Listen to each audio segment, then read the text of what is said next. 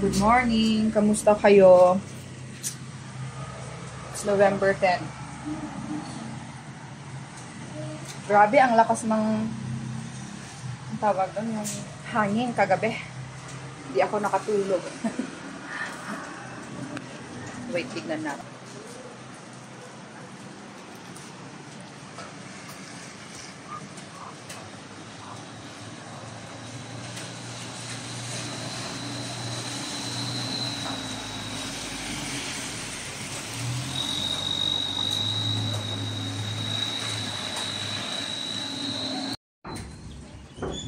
Check natin ang ating production area. Ayan. Ayun, hindi pala na-close yung window. Kaya may mga particles dito sa kwan. Magpunas na lang mamaya. Eh, yung bintana, nakalimutan ko ba kahapon. Okay naman, na-close. Ayan, ganyan yung weather ngayon. Okay pa naman. Yan, hindi na siya ganun kahapon na grabing ang lakas ng ulan. Ulan at saka hangin. Ayan, so far sa medyo dami lang affected ngayon dito sa amin. Doon sa ilog, hindi naman tumaas.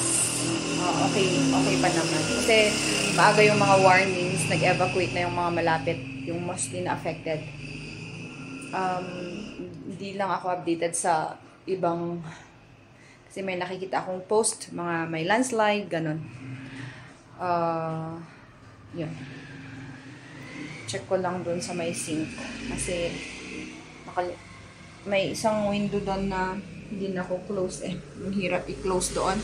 Kaya minsan pag doon galing yung hangin at ulan, ngayon, syempre papasok yung tubig. Pero yung ngayon, iba. Yung direction, okay naman. Chinek ko. Yun lang yung dahil walang ilaw.